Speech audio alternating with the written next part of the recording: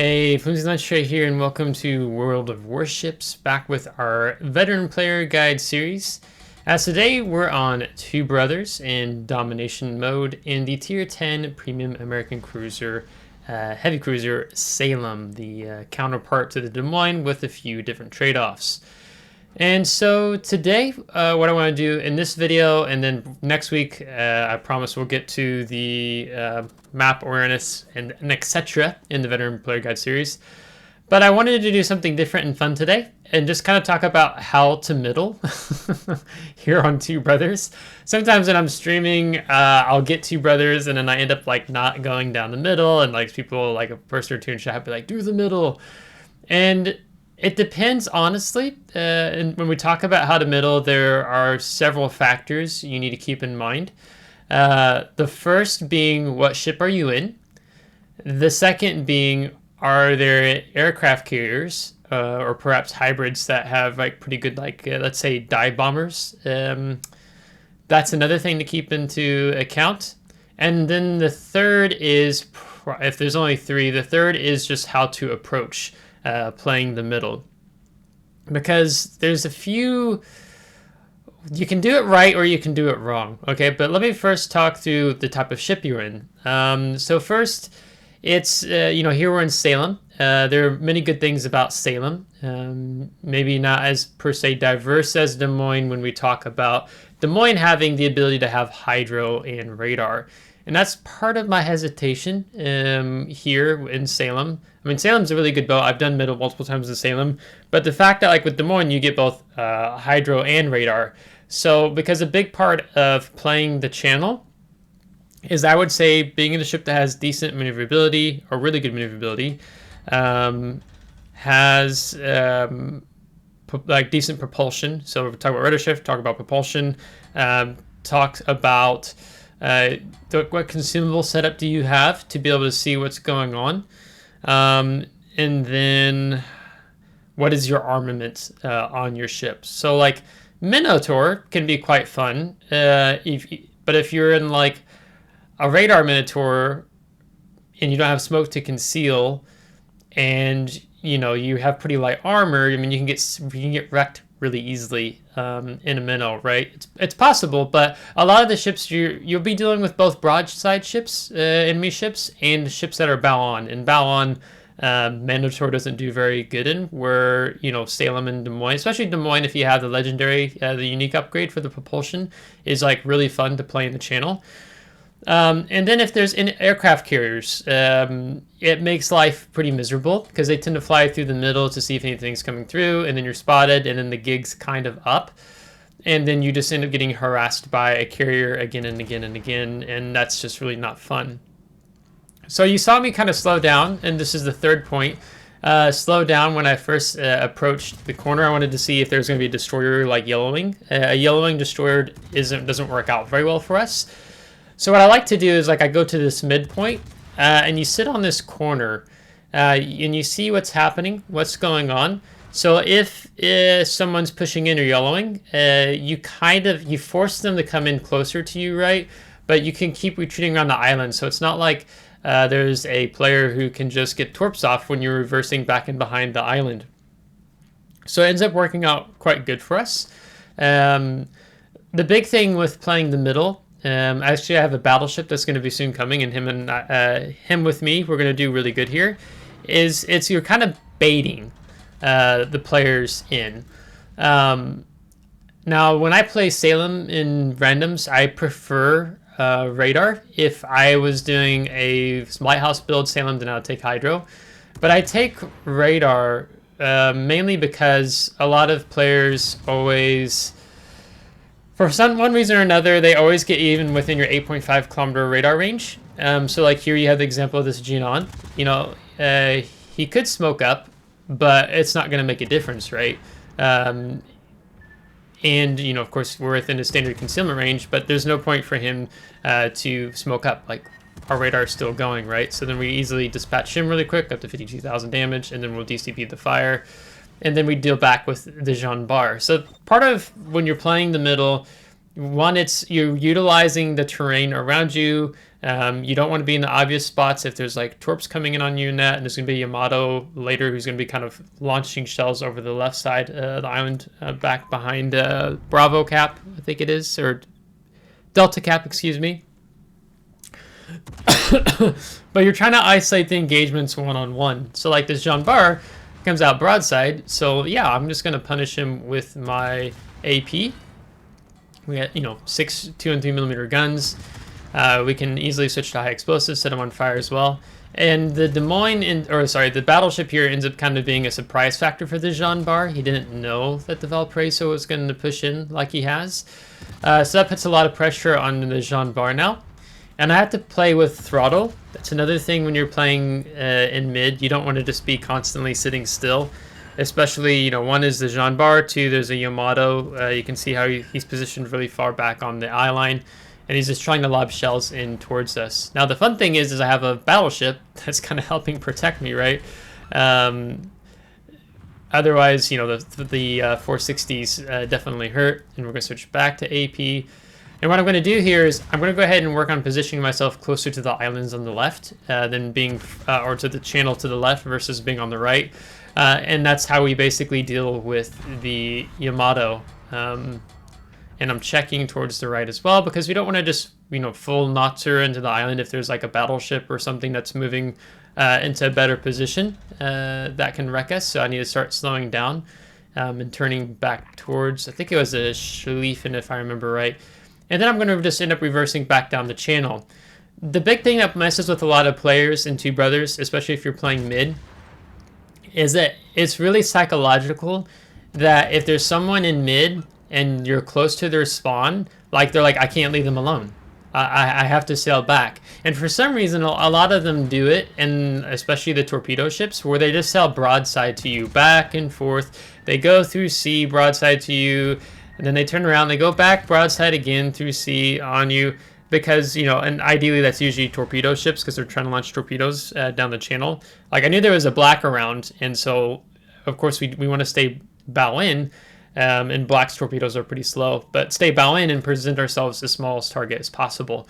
You know, even with the Jinan that was coming over, it's like, okay, well, we're not going to come out of the channel. We're going to keep staying in behind the islands, and draw them into us, but also don't have to worry about eating torpedoes, right? When you get to being a pretty good player, besides like the really random torpedoes that make no sense, like if you know there's an enemy ship around that has torpedoes, you know, you don't necessarily need hydroacoustic search to tell you if there's torpedoes coming or not.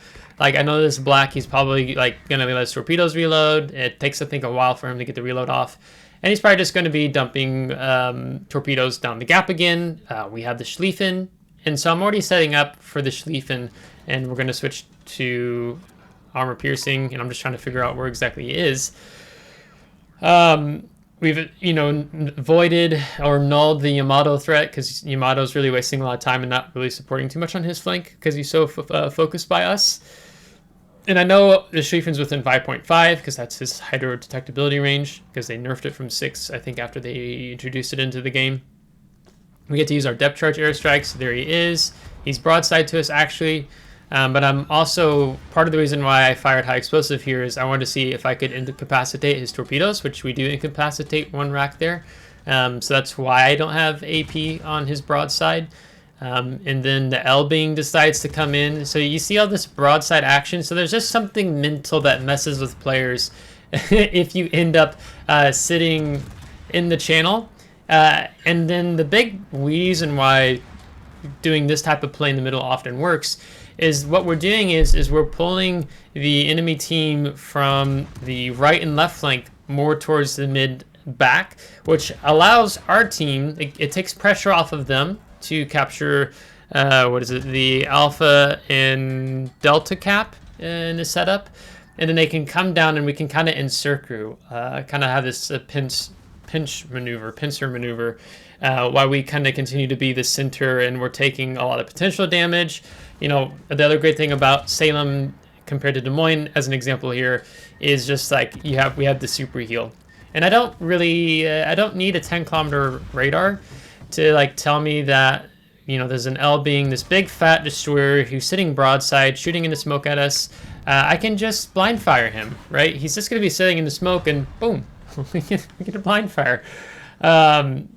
I know he's going to be sitting in there. He thinks he's safe, and he's not. So that's a big thing that messes with players. Like when you think you're safe, and in reality, you're not. As the Schlieffen takes out of all prey, so I don't know if he's showing a lot of sight or not. But here I switch back to armor piercing. The center of my ship is still concealed behind the island right now, so he can't see me. So we're just farming for free because I have my clanmate Doom Beagle spotting him. And he's going to go dark here. We can pop radar. We can come back again. I see that the black is, black. He's like, I'm going to reverse out in front of Salem to get my torpedoes off, right? Like, it's just really funny, that whole broadside mentality. Like, and I still have radar going, and he still thinks, oh, I can come back a little farther. It's like, no, I'm going to incapacitate some things on your boat now. And just deny him, thinking that he can easily step out. And this is like, a 5-kilometer hydro would work really well here as an example. So I think I've kind of covered the third point really well. The big thing is if you just rush out into sea, especially if you're in a cruiser or battleship, like you often get obliterated because you are instantly stepping out into a crossfire when you go past Alpha and Delta, as an example. So playing within the channel, it tends to be a lot safer. If you're a destroyer, usually there's some more fun you can have, right? Maybe you're contesting the cap. You're kind of sitting here and here to the bottom side, as an example. And we missed our Kraken there, so it's a bit disappointing. But let me go back to point 1 and just talking about the kinds of ships. So, I keep in mind point 2 is always important. Are the aircraft carriers around or not, or hybrids that can just, bomb you? I mean, it's harder to get rocket strikes off and torpedo strikes off to an extent in the channel. So it's really the dive bombers are the big thing. So like Malta, Richthofen, Essex, those kind of boats, right?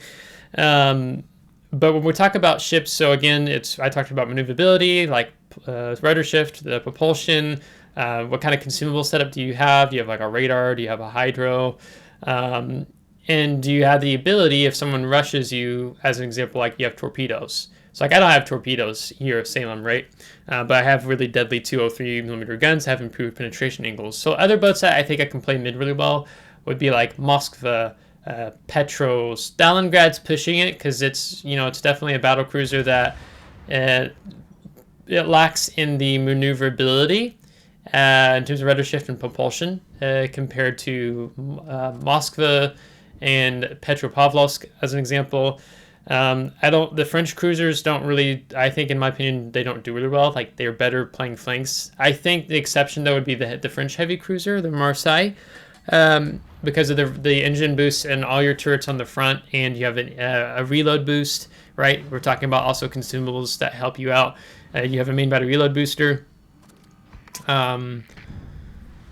Yeah, that could do it quite fine because all of its armaments on the front of the ship, outside the secondaries on the back.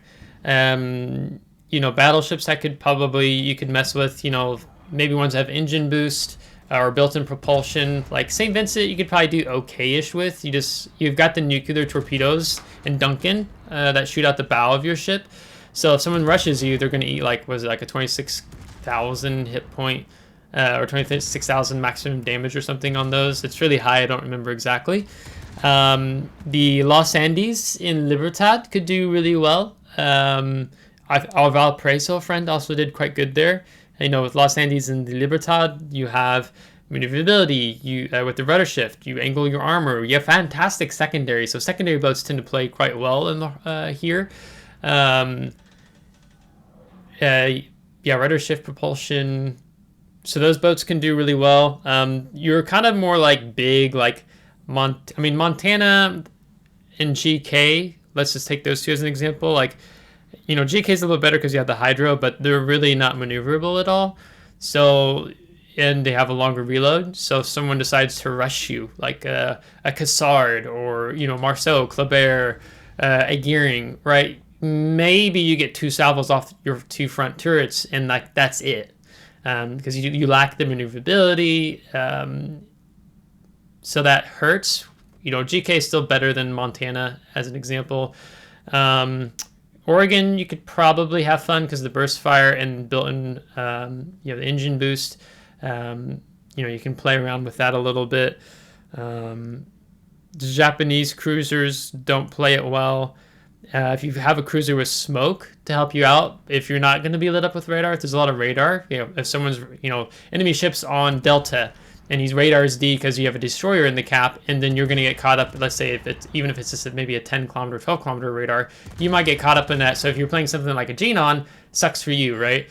And that if you're firing torpedoes out of the channel with the Genon, you know, your torps don't hit DDs. So this is a couple examples. So just like, what's your consumable layout? You know, do you have radar? Do you have hydro helping you? Do you have decent maneuverability in terms of the rudder shift and propulsion? Do you have torpedoes as an ace up your sleeve, right? It's like that's some of the things that like Minotaur has really well. A lot of conga line there down the middle. Hindenburg could probably do decently okay. Granted, you kind of want to be able to get a lot of your turrets off on Hindenburg. Yeah, so when you have a boat that has torpedoes in exchange, like, it's basically like, yeah, you can rush me, but I'm probably going to torp you as well. So that's what you have to keep in mind when you're playing the center, and just in terms of just how to middle, you really just stay in the middle. The big thing that tends to go bad is when you run out of middle, and as I said earlier, you get caught in a crossfire. Rather than when you play the middle, you're kind of this bait that enemy team just can't ignore because of kind of a lot of the hype and the meta, the stereotype that goes around two brothers, you know, that Flambas, or, you know, like Jingles when he features replays talking about mid. Like when people get two brothers and they think about middle, there's a lot of thoughts that go into that. And so most people want to play the middle, but then if you're not in the right ship, it just sucks for you, and it can be really sufferable. So yeah, so if there's some other ships you think that would play middle really good, type down in the comments below. Let's have a little bit of a discussion. There's probably some other ships I just didn't talk about or mention. I didn't even really get into the DDs because there's multiple destroyers that could play the mid really well as well, in my opinion. So if you liked today's video, give it a thumbs up. If you didn't, give a thumbs down. Subscribe if you do want to see more. If you're subscribed, thanks so much. I would appreciate it. Thank you to my Patreon supporters. And until next time, take care.